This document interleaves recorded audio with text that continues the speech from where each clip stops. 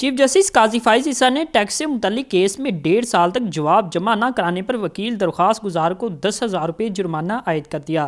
عدالت نے کہا کہ جرمانے کی رقم اپنی مرضی کے خیراتی ادارے میں جمع کروا کر رسید جمع کرائی جائے۔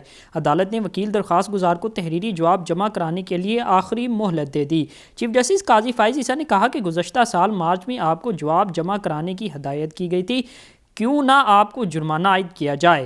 وکیل درخواست گزار نے جواب دیا کہ میں غلطی تسلیم کرتا ہوں۔ چیف جسٹس پاکستان نے کہا کہ پروپیگنڈا کیا جاتا ہے کہ اربوں روپے کے ٹیکس مقدمات ہم نے دبا رکھے ہیں۔ ٹیکس مقدمات میں آپ کی یہ حالت ہے کہ 1.5 سال میں جواب تک جمع نہ کرایا جا سکا۔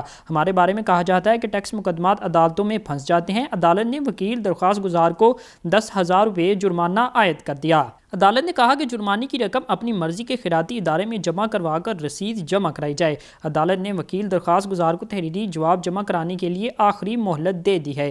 دوسری طرف تحریک انصاف کے چیئرمین کے وکیل نعیم حیدر پنجوتھا نے اڈیالہ جیل منتقلی کے اسلام آباد ہائی کورٹ کے فیصلے پر سوالات اٹھا دیے۔ سماجی رابطے کی ویب سائٹ ایکس پر اپنے بیان میں نعیم حیدر پنجوتھا نے کہا کہ اڈیالہ جیل شفٹ اور سہولیات دینے کا حکم تو ہو گیا ہے، لیکن تحریری فیصلہ آئے تو عمل درآمد کیا جائے گا۔ چیئرمین پی ٹی آئی کے وکیل نے کہا کہ سوال یہ ہے کہ جب ہم کہہ رہے ہیں کہ ضمانت پہلے سنی جائے اور فیصلہ دیا جائے، ضمانت سننا زیادہ ارجنٹ نوعیت کا معاملہ ہے اور ان کو رہا کیا جائے۔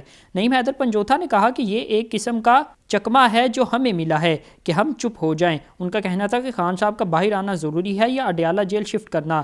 ہم اب بھی یہی استدعا کر رہے ہیں کہ تمام کیسز پر فوراً فیصلہ دیا جائے تاکہ انصاف کے تمام تقاضے پورے ہوں۔